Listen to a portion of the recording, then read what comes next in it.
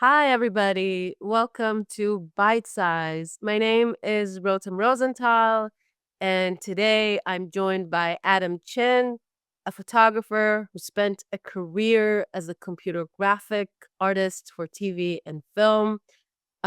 He has so many bylines to his title. I will just note that he did computer graphics lighting on Shrek, Madagascar, How to Train Your Dragon, and Kung Fu Panda series. So you guys know that he watched a lot of good animation films. And I got to work with Adam around the last exhibition that I curated at LACP, the Los Angeles Center of Photography, called Expand and Contract AI and Alternative Processes. And it was amazing to learn about his path and experience with AI. And the exhibition jump-started a few conversations between Adam and I that I kinda wanted to share with everybody, and also it's a great opportunity for me just to pick your brains, Adam, about some of these things that are happening. Yeah. So I thought that you might have valuable insight to share about generative AI now and in the future. So here we are. Adam, welcome to Bite Size. Hi, thank you. Thank you for having me. It's Sure. fun to be here. Um, Well, let's see. We're just getting started. yeah, yeah. Well, Adam, let's start with a very recent experience. You just returned from a computer conference in Vancouver. What were some of your takeaways? Tell us about that. um, this is a conference. It's called SIGGRAPH. It's for computer graphics, and I've actually been going off and on for about 40 years. So Wow. since the early 80s. Um, and this is part of what we were talking about before is that I think this AI thing is the biggest thing that I've seen in 40 years, Mm. which, and I was like, this is the big one. What, the top line of what I saw, well, we're absorbing these big advances right now. Yep. This mid-journey Dolly came in 3 years ago. We can talk about how that came in. So they're trying to make them faster, better, trying to more controllable. Um, the big thing that's happened in the last 2 years is, AI video, which is now going to the roof. I was looking at the technology. I mean, it's amazing, but it's early. I'm sitting there going, "Okay, they." Do they all still have six fingers in the videos? Is that what's happening? Yeah, yeah, the fingers are those are better, but the problem is, if you were Steven Spielberg, you say, "I really want the guy to be this big on the composition of the frame has to be like this, and he has to do this in this amount of time." And you have none of those controls right So the precision is still far from us. So on the one hand, you say this is the biggest revolution that we've witnessed in recent now. decades. On the other end, you say, wait, there's still like we're still in the midst of it. We Yeah, don't really know where this will go. absolutely.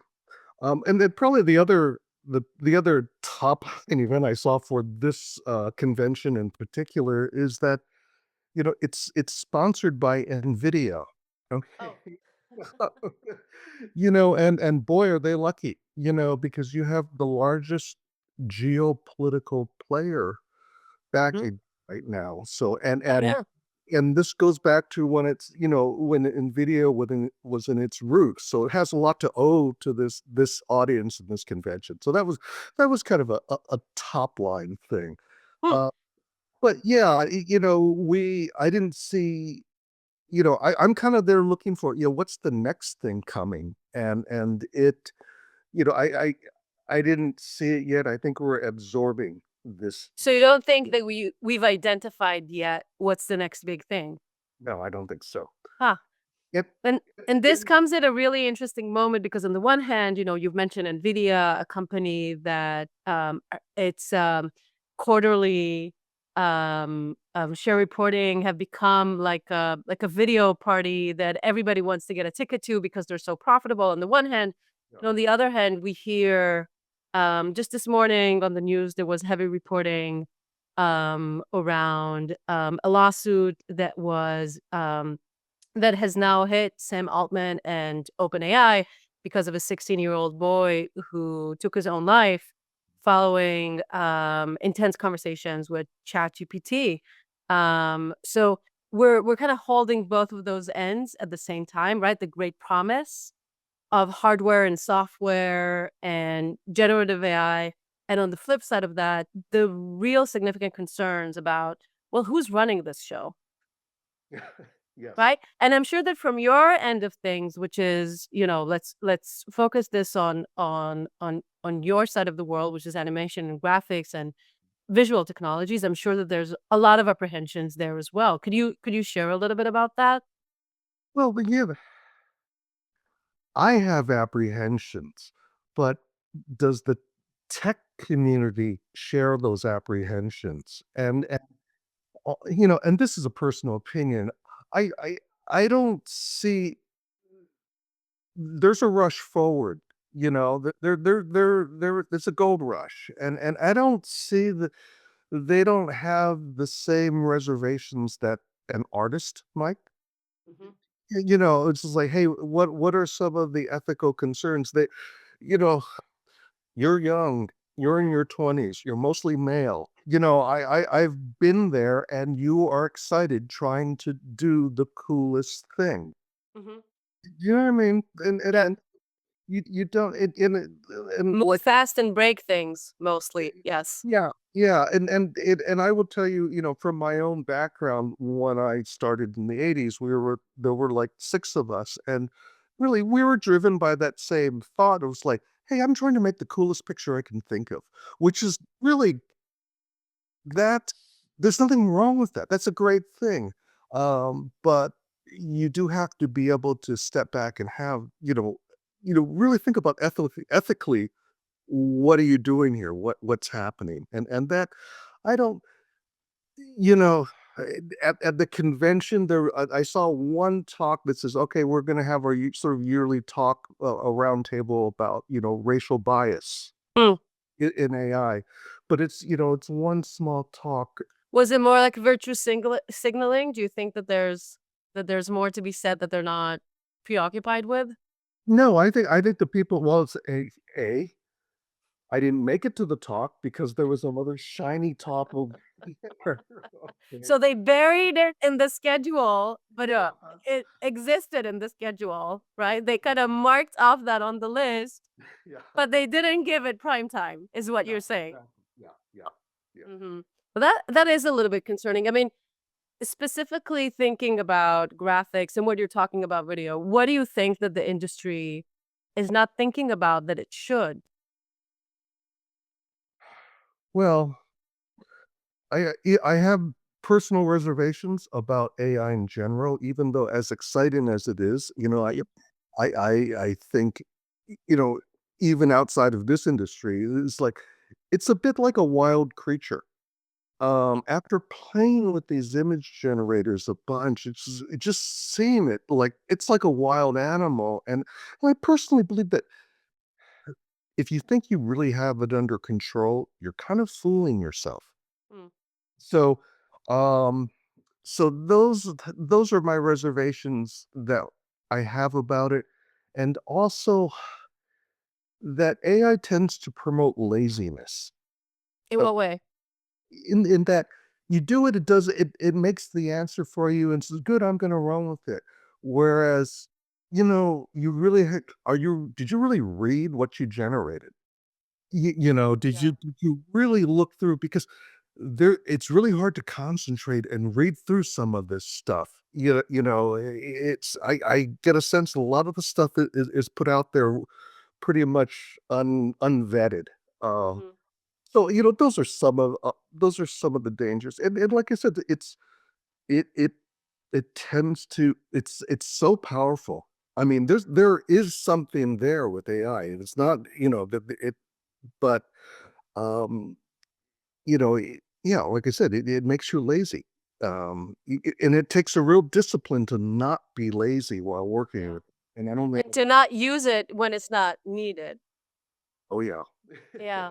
I Yeah. try to explain that. I just started this semester, and I try to explain to my students that if you hand over your critical thinking to AI, the only person that would lose would be you because once AI does really change the job market, if you're a creative person that knows how to pivot because you think creatively and you think critically, Yeah. and you're good at pivoting because you're good at analysis, then you'll survive this. But if you've relinquished your critical powers to AI because it was easier when you were an undergrad, you're kind of missing out.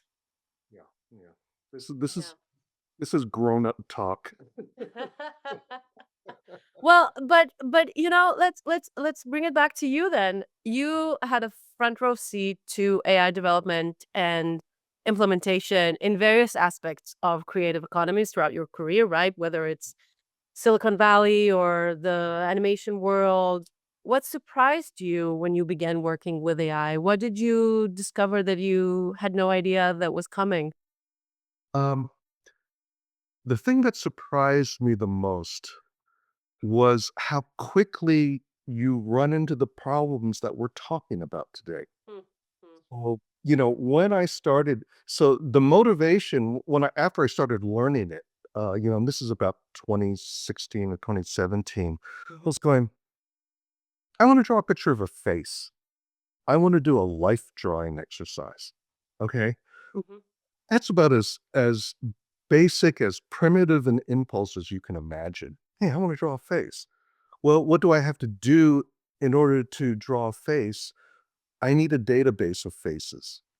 Okay. And so so now you start running into the problems. It's like you got to find that database, you got to make that database. And the problems are, do you have the rights to those images in that database? And is it a biased, you know, mhm, database? How is it biased? I think every database is biased to some degree. The question is, how is it biased? And then if you start trying to draw pictures of people, and depending on its use, like, authorities and facial recognition, it's like, is it an accurate image?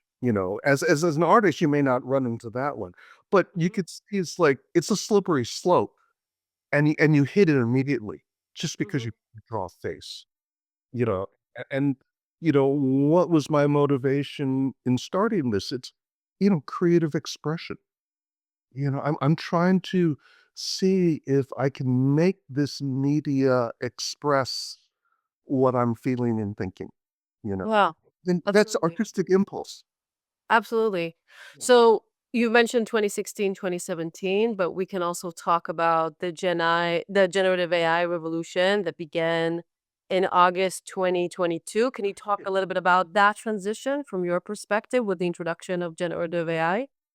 Yeah, so this is my date of where I think the tsunami started, Mhm, and really what happened in 2022, um, was that there's this company called Stable Diffusion, and they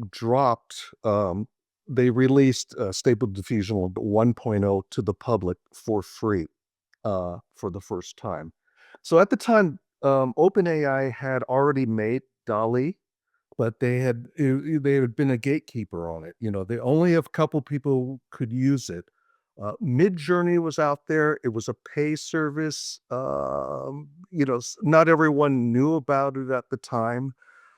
I had been playing with image generators for, about 9 months at that point, or maybe a year, but because I found that some of the nerds had started coding up versions of their own, and they steal a couple databases, and they put them on GitHub, and so mhm, I would download it, and, like, I had found one. They said, "Hey, well, this one actually has faces in it." So I started, and I had no idea what this thing was. I was started making pictures, and I made this series. It's called A Man Eating Sushi. Okay. That was the prompt. I just ran it 1,000 times. And I remember bringing it to a photography portfolio review session, you know, Uh-oh. and Uh-oh. with the thing. Yeah, and I showed it to a bunch of gallerists and curators, and I actually said, "I don't know what this is. I am still trying to understand it," and actually to this day, we're still trying to understand it.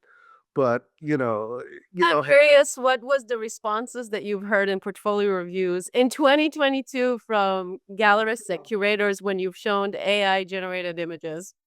well, I showed the mug shots and things I made, and this one, I think some people did not get it at all. Some people hated it.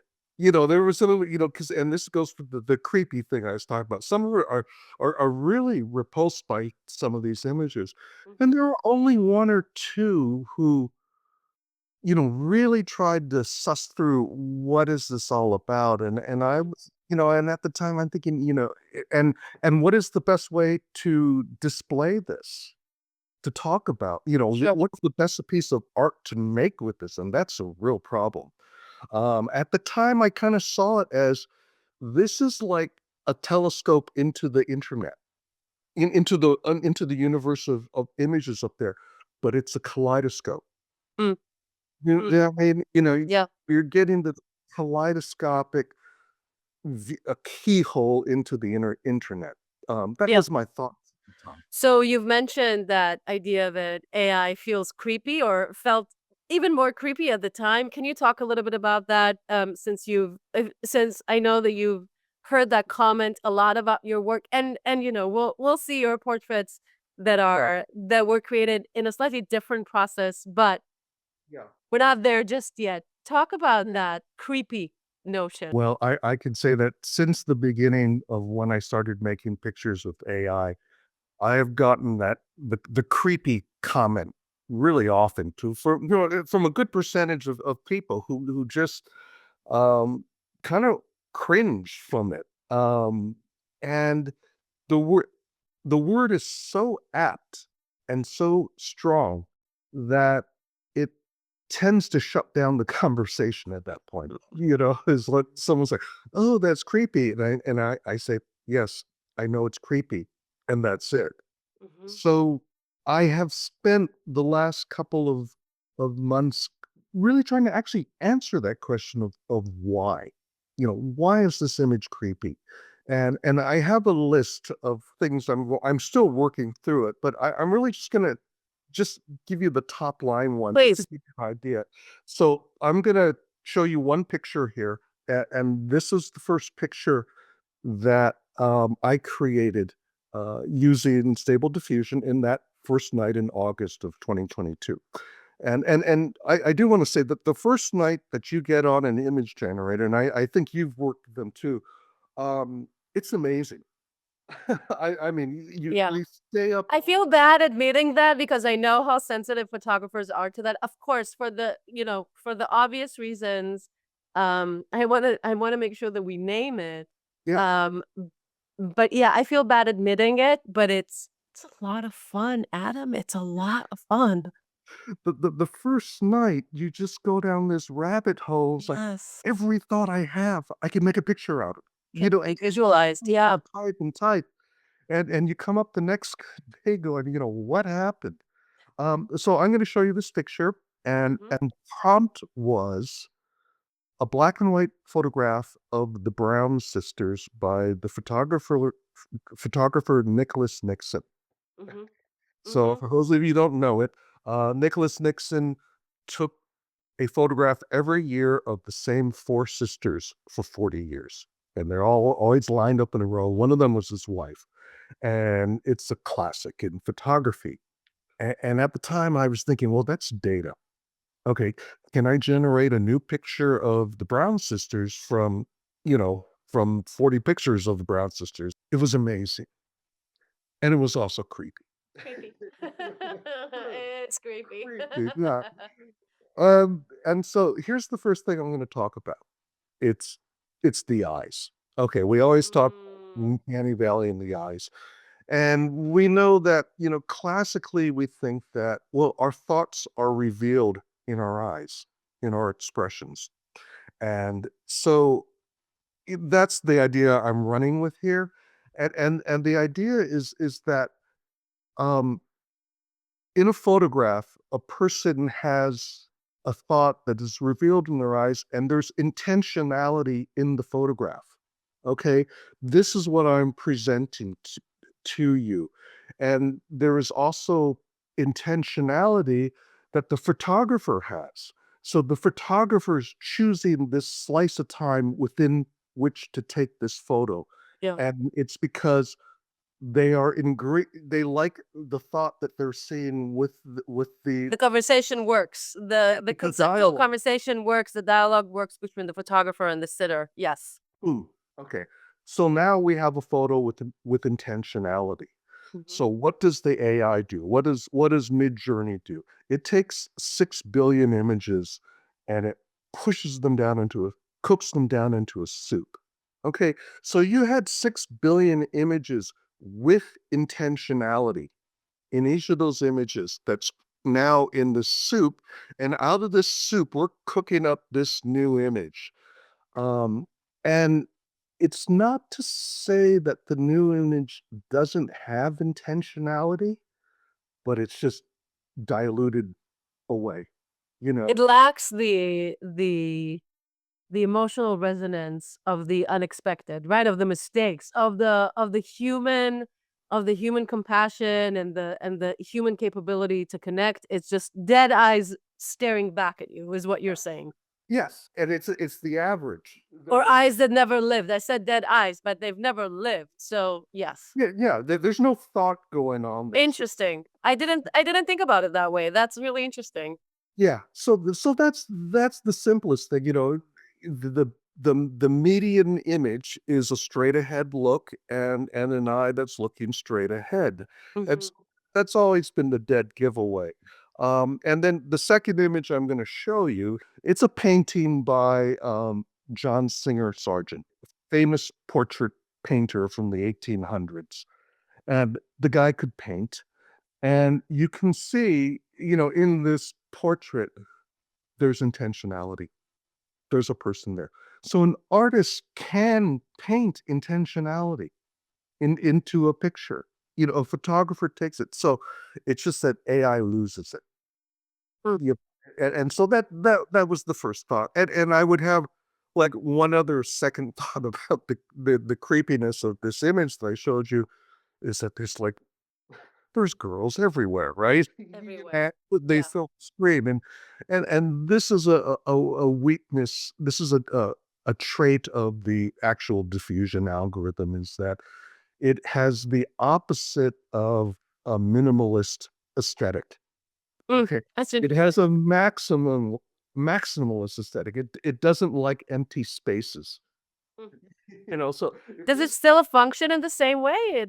At a distance of 3 years since you started No, no. experimenting with that? This was one of the first things that that they tried to fix. So Mhm. this was 3 years ago. But in general, and so is this isn't necessarily the creepy aspect of it, but I mean one of the giveaways of these mid journey images and things like that is like there's things everywhere filling the screen. Mm. Uh, Interesting.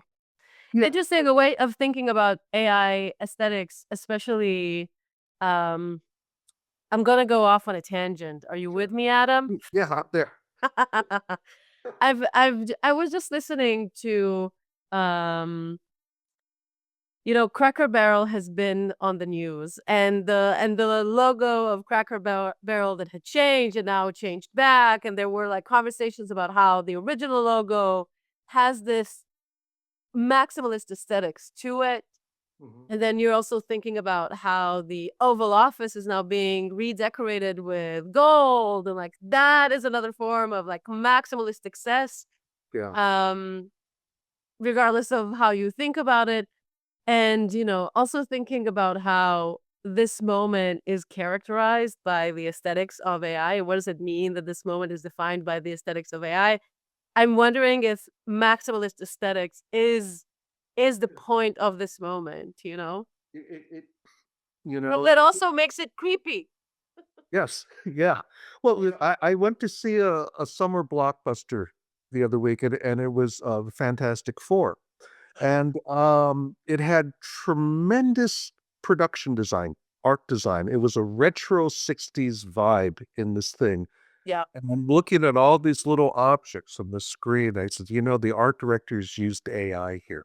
You know, they didn't use it for the image, but they used it in their designs and sent the pictures to the art departments that make this prop, make this Mm, prop. Because it's mm, the classic of, you've seen on Facebook where people start putting up, hey, here's a gallery of 10 images I made. And, it's very yeah. clear what the prompt was: a retro 60s living room with a lot of orange and a lot of blue. That's basically it. And it's kind of perfect and perfectly airbrushed. Huh. And that kind of is kind of creepy too. Actually, one other creepy thing is old people come out looking very creepy in AI because they had to bake out all the detail in those 6 billion images. They couldn't keep all the pixels. Okay, Yeah. because it's cooked down to about 6 gigabytes that can fit on your phone.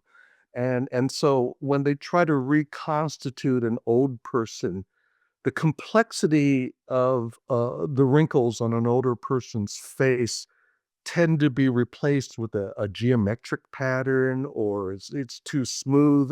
So you see, um, so that's why young people, you know, are easier to depict in a. Another thing where young people get Um, supremacy over older people. yeah, yeah, yeah. Even AI doesn't like people getting older. That's not okay. See, that's another form of bias. The missing Yes. pixels of old age and wisdom. Yes. Yeah. Yeah.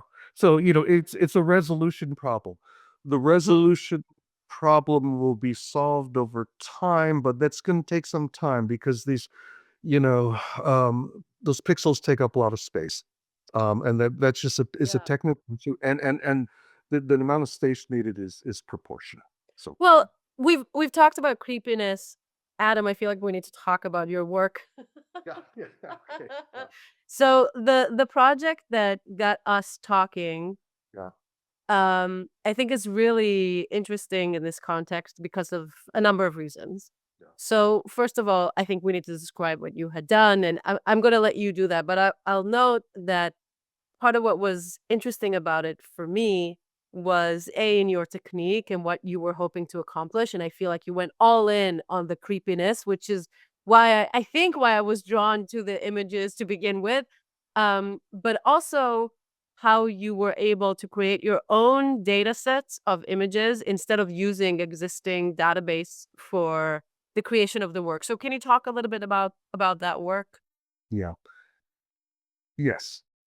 From the beginning, I think when you're how do I work with this new technology of AI? This is before Midjourney and everything. I basically have two choices. You have to either find a database or make a database. Yeah. Those are the two avenues. So I did one with mugshots and one with photo booth pictures where I'd found pictures. And then I said, okay, the next natural step is like, well, can I just make a database of, uh, 500 or 1,000 photos of myself or of a person. And so that's what I did.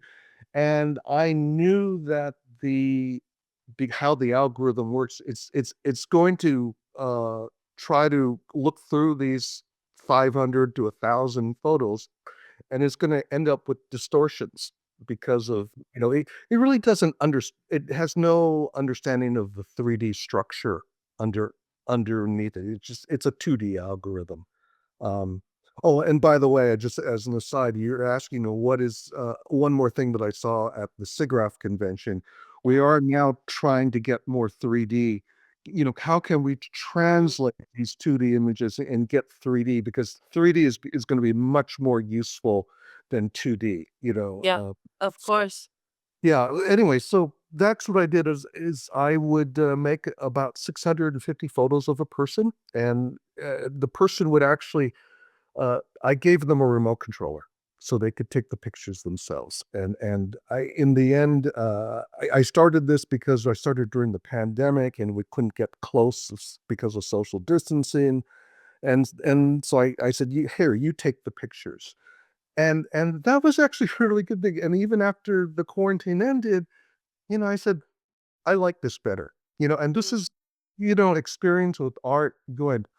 Learn what to let go as an artist, Mhm. and it's Interesting. it's just like, this process is gonna take care of itself, whether I'm in there trying to blast away or the person taking the role. I think it's better if the person takes the role.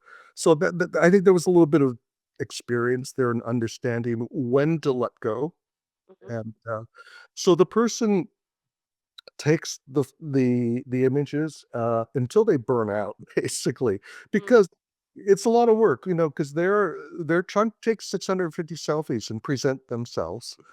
And then I throw it all into the AI blender and train the model and ask it, and there's no prompts at this point. I just say what I'm asking it to do is to try to now make a photo that looks like one of the 650.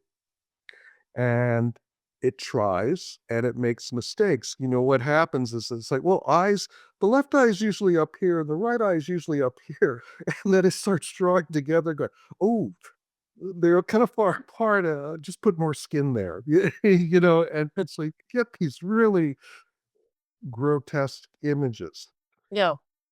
And here's what you're asking: how is the artistic process different with AI than if you were painting or taking a photo?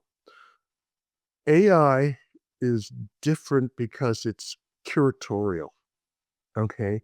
What happens is that you can generate about 100 photos. Wait, as a curator, I'm kind of moving in my chair. I'm like, he said curatorial?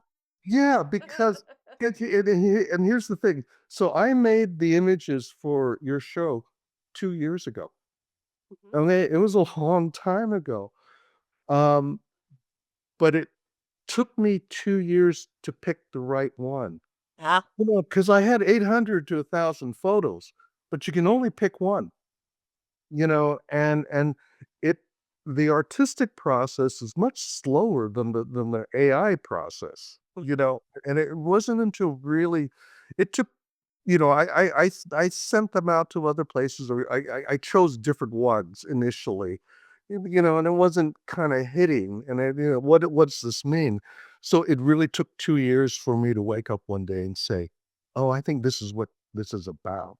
Yeah. And I said, and that means I have to choose this one.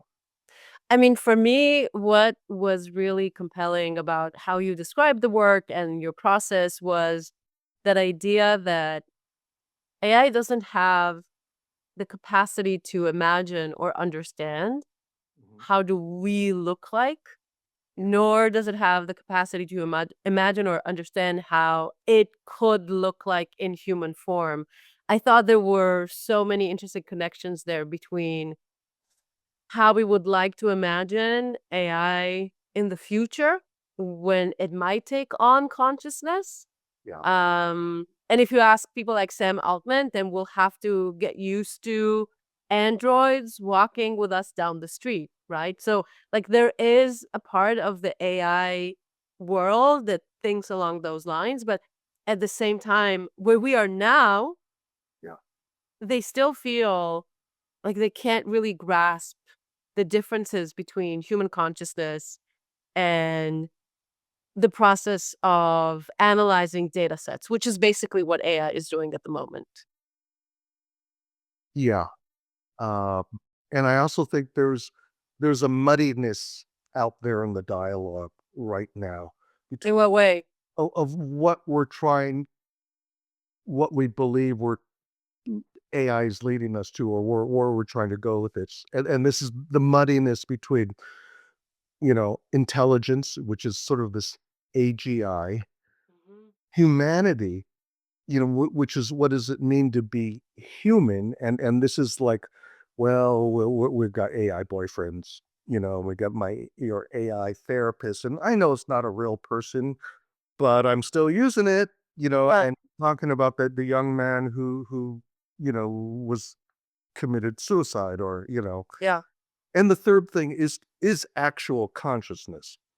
the Yeah. year 2001. So that's where these distinctions are a little muddy out there in the universe right now. Oh, absolutely. Yeah. Absolutely. And you know, the AI companion having a relationship with AI, to me, that seems really troubling because to me it's just a signifier of how narcissistic our emotional lives had become that and I don't want to take away from I understand how in situations of great trauma in life, like grief or loss, it might be hard to communicate with human beings, and it's easier to communicate with someone who cannot talk back at you.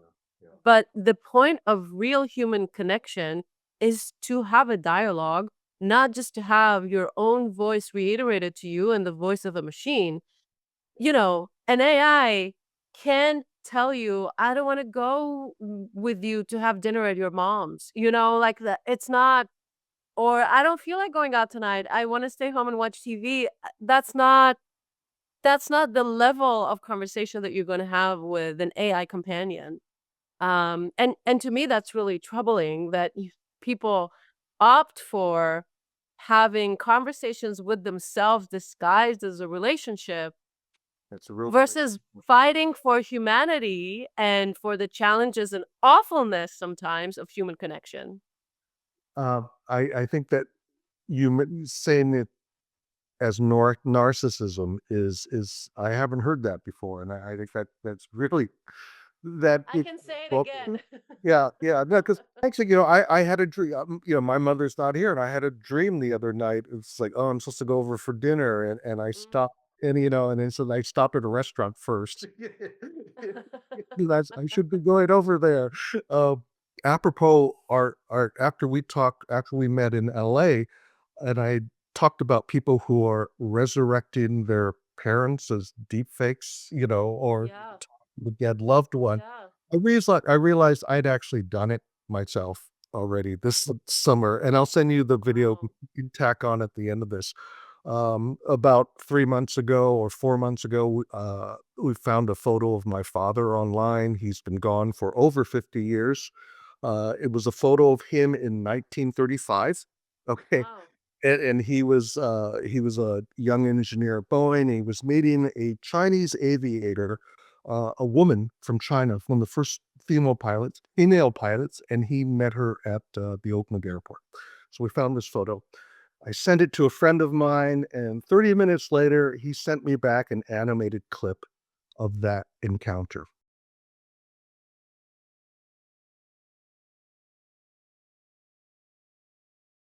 So, so I did it. And what did you take away from that experience? What did you learn from that experience? How am I supposed to unpack this emotionally? Mm, You know what I mean? yeah. It's what am I supposed to do with this? Um, but the fact is, so here's someone who's been gone forever, but I think my mother was gone more recently. That would really bother me. And but there are people who really need to talk to their parents. I mean, I talk to my parent Mhm, every day. We have that conversation in my head. mhm, But I think what I've been feeling is that AI is human enough for those who have the need. AI is human enough already, which is the mhm, scary part, you mhm. know, because people are already making talking. Yeah, and having romantic relationships with a machine that cannot argue with them or cannot respond back. And talking about losing a parent, for instance, and using deepfakes in order to feel like they're here, it might help process grief, but it cannot be an answer to a lifelong process.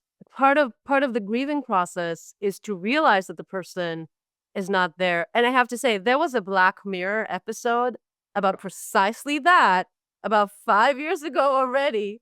They know everything.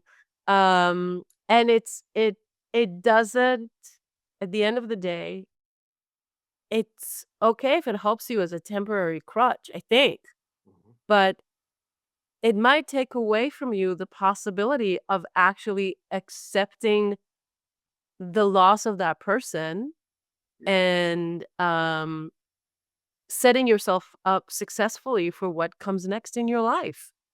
yeah. You're inhibiting a natural growth process. Exactly. Exactly. Yeah. Exactly. Yeah, I have to look up that Black Mirror episode. Oh my god, you have to. Yeah, yeah. And but the fact is like to find out that I'd already done it on some level. You know, Mhm. it's worse than a photograph, But will right? you do it again? Will you do it No, again? no. Oh, there you This is go. the point. That's Yeah, what I like there's a mean. difference. Yeah. Yes. You Yeah, know, yeah. a photograph is a photograph, which is that different from a talking person that you can Mhm. have a chat with, it's a memory versus this active thing. As someone that can actually respond in real time, Yeah, actually respond from their own perspective, from their own insight, from their own emotional baggage, whatever that is, a human connection. yeah. It's okay, but it's not a human connection, not at this point, at No, least. no, it's not. Yeah. Well, I want to talk about this from another perspective, Okay. which is very non-AI. And I find it really interesting that within your practice, there's not just that side of working with AI, and there's not just the side of computer graphics and animation. I'm also curious about your uncle's archive and working with historical images, which feels connected yet disconnected from this type of work. Can you talk a little bit about that? Yeah. Um, it's I have another story to part of this. Yeah.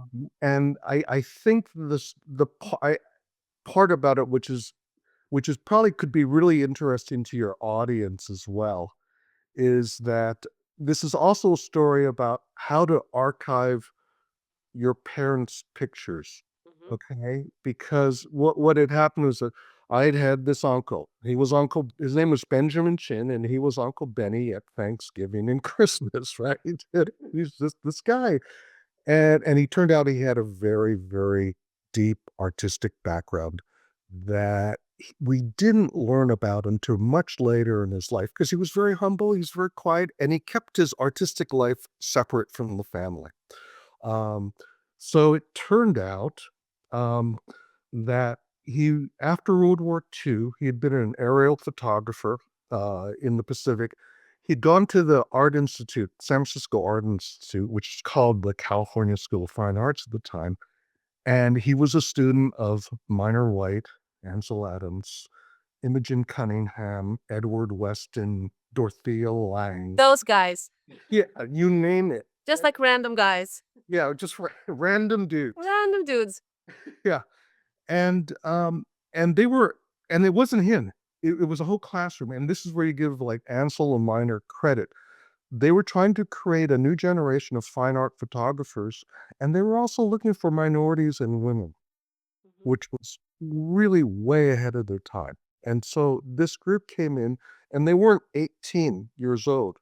They were in their late 20s. They were adults. They'd all come through the war, and mhm, they bonded very well with these instructors, and they ended up becoming lifelong friends with them. And so anyway, so and where Benny was part of this group, and also he discovered and mentored this photographer named Paul Caponegro, who mhm. he died about a couple months ago, about half a year ago. So he became like a famous. So Benny is part of this lineage, and Benny didn't have any kids. He wasn't married. So I have a large family. So a bunch of us banded together. As he got older and went into assisted living, we took care of him, and uh, and at that point we started archiving his photos and figuring it out and interviewing him, asking him just like, so you used to go photographing with her, things like that. And so we would So the question here, we would also talk to the children of the other photographers in this group. Oh, interesting. And the constant question was like, what do we do with my mother's photos or my father's photos? And this is, I think a lot of people out there in the audience may have the same question. We had, I think, really this huge success with this, in that without trying, but over a course of about 15 years, Benny became well known within the curatorial community, and we established his archive at the Center for Creative Photography in Arizona. The SF MoMA, They have an amazing, amazing archive. Yeah, yeah, absolutely. and so we gave a lot of the photos to the SF MoMA, and the Cantor Museum at Stanford, and then, last year, we gave a whole batch of photos to the Smithsonian.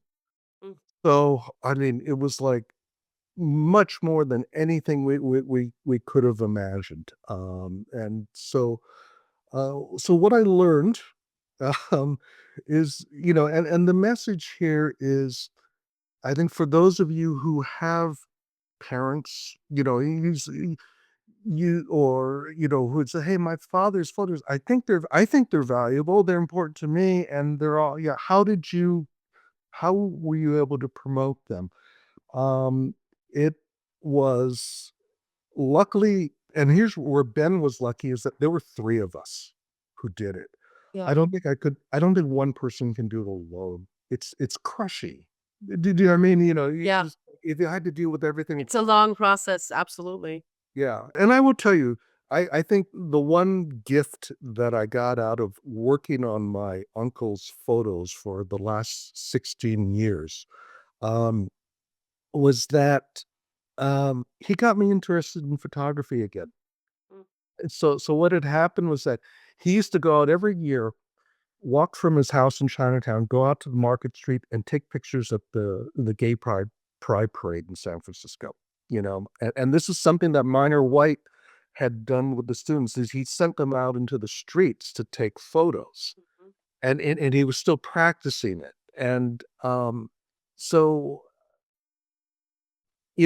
towards the end of his life, I got curious to see what he was seeing, because I was trying to see what was Minor teaching Ben, because he's Mm. part of this legacy. And actually, Miner was teaching theories from Alfred Stieglitz to the class.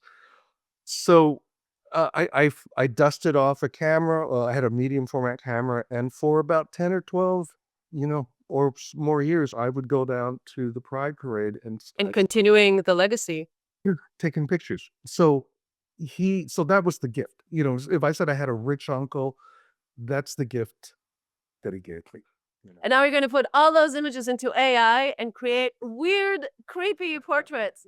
I love how this how this begins from we got all the way to Stieglitz Yeah. and how your career traverses all of those areas of visual culture that are so key to our future development as well. From Stieglitz to Ansel Adams, Dorothea Lange, Edward Western, and then your uncle, who also represents a voice that would have been excluded from the centers of art making a few decades earlier. Yeah. Um, and now with you, we have this interesting meeting point between those histories and the future of this field as it is being created in front of our eyes. So I'm wondering, maybe as like one last question, if you have a prediction about where AI is going.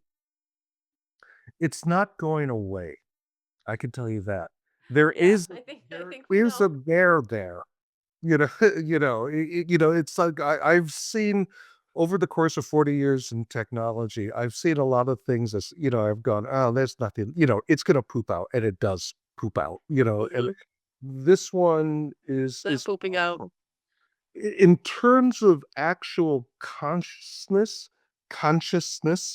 I Mhm. don't think this neural network model is going to get there. I think we need another breakthrough. Mm. Okay. So there's, and I'm not alone. I'm hearing other people say this as well, that, the neural, this revolution happened because we scaled it up, real heavily, with a lot of GPUs, right? And I think there's limits to that. I don't think it's necessarily going to reach consciousness. Mm, And I learned about the neural net algorithm in the mid 1990s, so 30 years ago.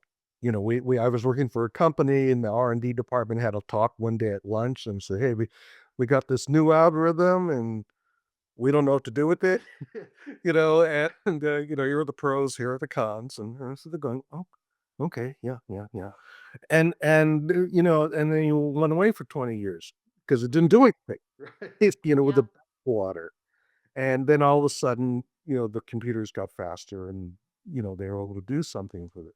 So that's 30 years. Okay. Yeah. So, So so until the hardware won't step up and go through its next revolutionary phase, we will not be hanging out at dinner with androids.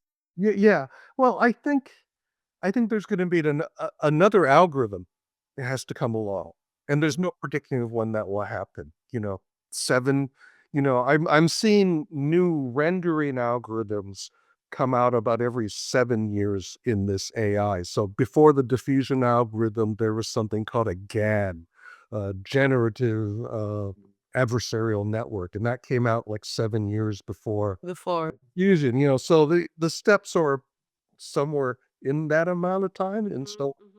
and saying that, "Hey, I learned the neural net algorithm 30 years ago, maybe it may take another 30 years." That you know, Yeah. It's uh, not gonna happen tomorrow.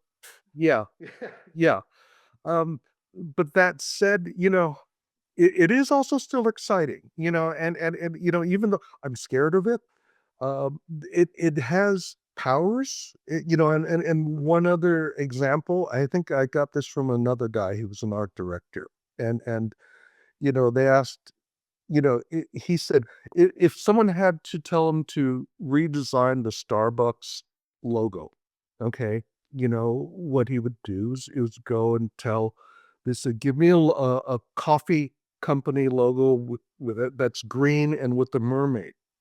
And then he just set it off, make 100, and he'd go off and get a cup of coffee and come back. And afterwards, you get about 100 of them. Okay. And Amiga, Mhm. 98 of them were terrible. Okay. And, but there'd be one or two that, gosh, I never would have thought of that. And that's Yeah. the power of AI. Yeah. It's just like, yes, it's not doing anything you've never seen before, but if you would ask me for 100, I'd go, "Okay, here's 1, and here's 2, and Yeah. here's 3, and here's 4. Oh, that's the same as number 1." You know, I get stuck at 4. Yeah. Yeah. So AI is amplifying our ideas, and I have a mentor, and we say, "Well, it gets you out of your own head." You know, in some ways, and that's why I'm saying there is a there, you know? Yeah. Um, And maybe part of what, you know, everyone that work in creative fields, maybe that's part of what we also need to do by utilizing AI to get out of our heads a little bit. yeah, Not let it replace us. It won't replace yeah, everybody and just yet.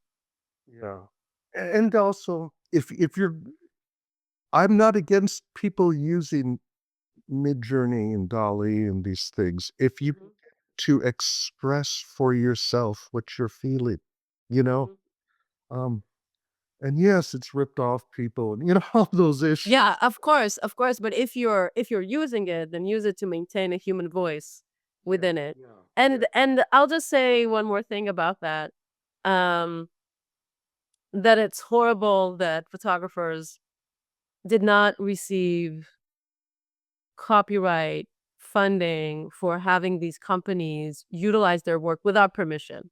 Yeah, yeah, When it comes to artists utilizing these systems, I can't help but making a little bit of a comparison between appropriating images from newspapers, from catalogs, which is in and of itself very controversial within the art world, right? We're still arguing about that within the art world. But what we're seeing now with AI, when artists make use of that, is in some capacities, it's a continuation of that tradition. Yeah. And that I don't think takes away from the awfulness of what these companies had done when they did not pay artists for their hard label. 6 billion images is a lot of copyright. Yeah. And I do hope that regulation um, and advocacy will help to turn that around. At the same time, I do hope that artists will allow themselves to experiment with AI, at least so they won't get left behind, Yeah. Yes. Yeah. at the very least. Yeah. I think so. Yeah. There's a lot of fear surrounding AI, Mhm. and um, I learned it out of fear that I was going to be left behind. So Yeah. there you go. Yeah. Uh, yeah. And you're an example for why artists should not be afraid. Yeah. Adam, thank you so much. Thank you so much for sharing from your experience and insight. It is always a pleasure to talk to you about these ideas. Thank you for being here today. Okay. Thank you very much.